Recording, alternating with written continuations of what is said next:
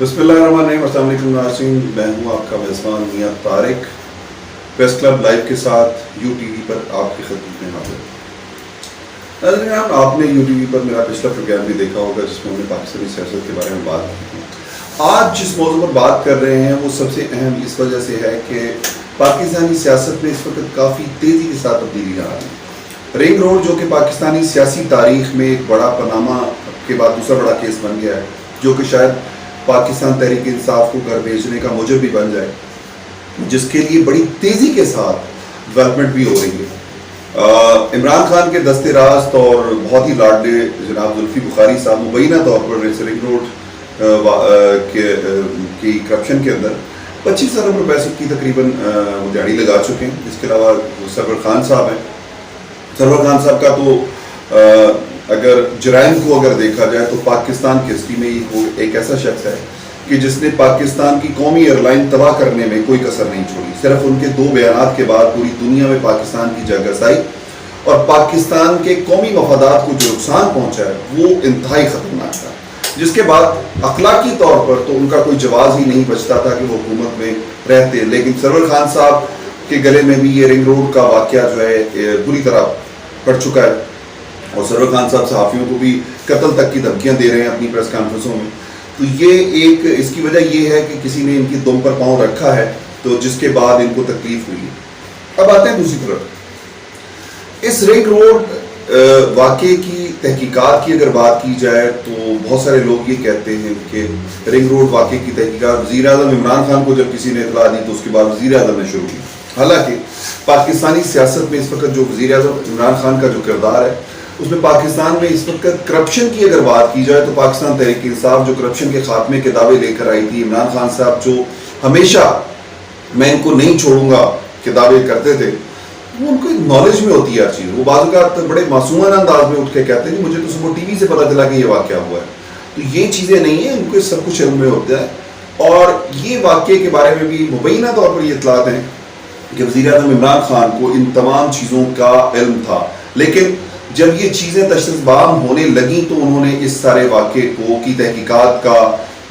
کیا، لیکن تحقیقات یہ اسی طرح ہوگی جس طرح آٹا چینی اسکینڈل کی تحقیقات ہوئی، جس طرح ماضی میں اور واقعات کی تحقیقات ہوتی رہی، لیکن آج تک کبھی ان تحقیقات کا نتیجہ نہیں نکلا۔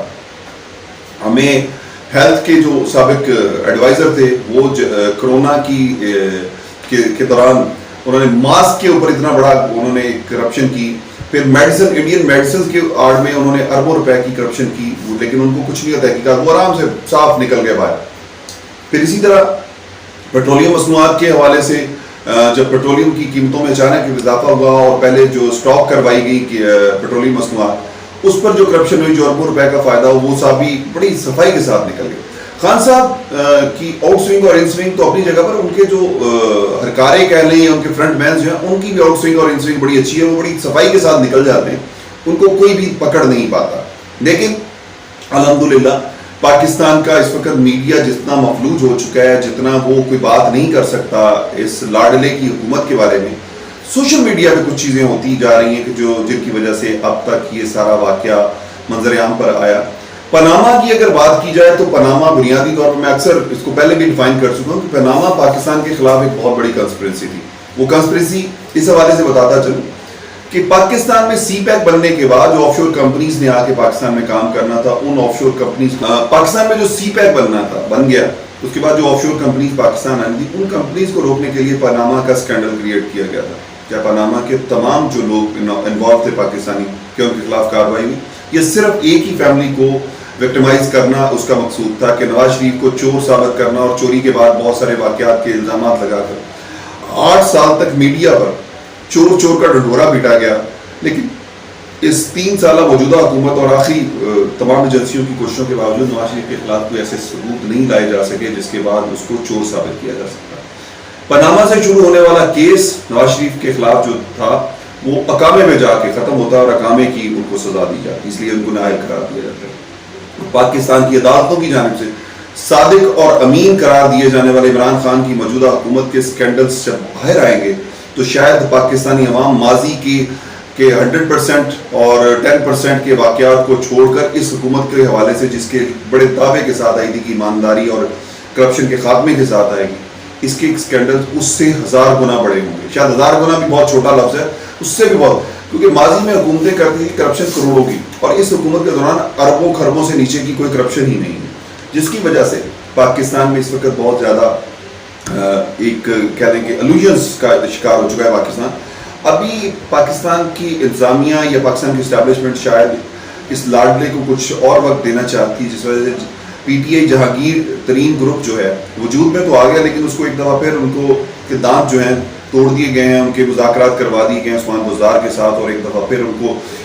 چند دنوں کے لیے شاید بٹھایا جائے گا. لیکن معاملہ کچھ ایسا نظر آ رہا ہے کہ پاکستان میں آنے والے دنوں میں ایک بہت بڑی تبدیلی جو کہ بڑی تیزی کے ساتھ ڈیولپ ہو رہی ہے وہ ہونے جا رہی ہے. پنجاب میں چودھری نثار 24 تاریخ کے بعد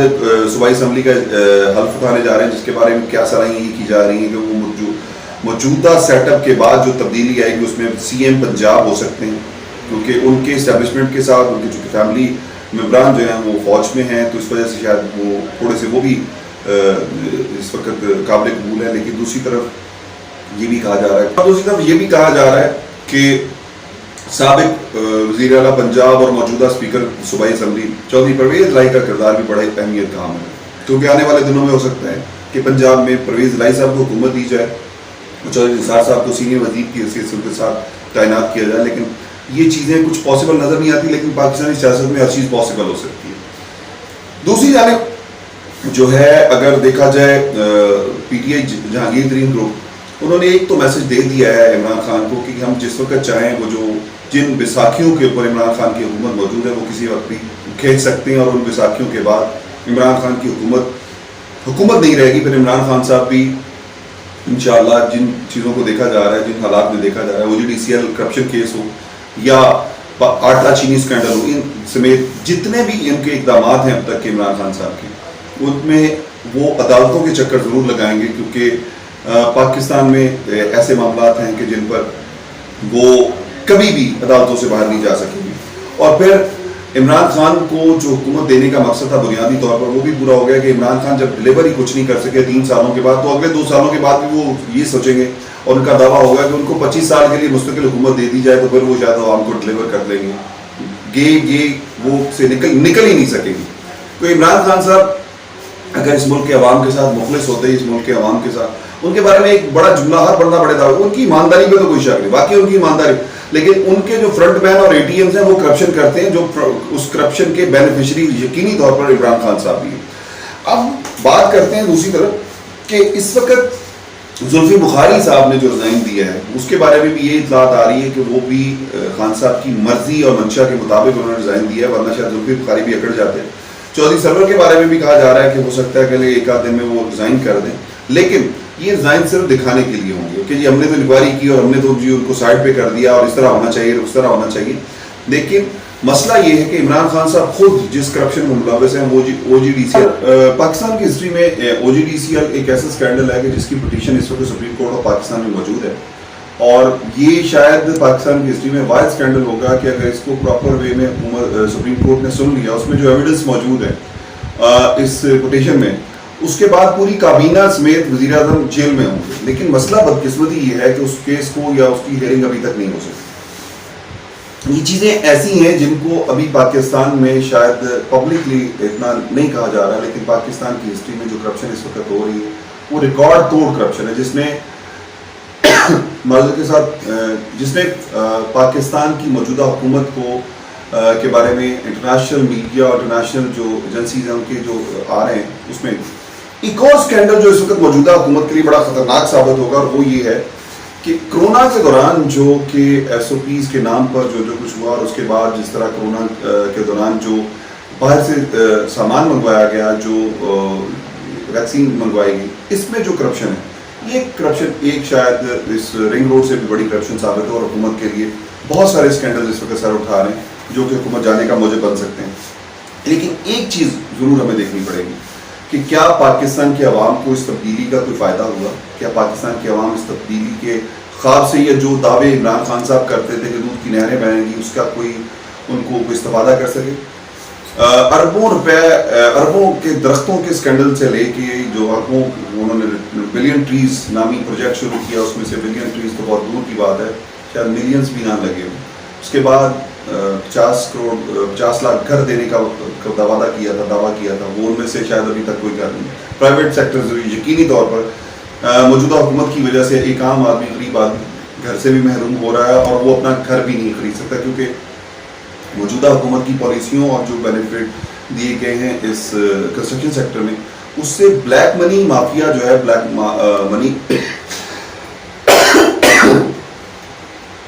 منی مافیا جو ہے وہ اس وقت میدان عمل میں ہے، اور جس کی وجہ سے جو چیز 10,000 کی تھی وہ 1 لاکھ کی ہوگی، اور جو پلاٹ یا گھر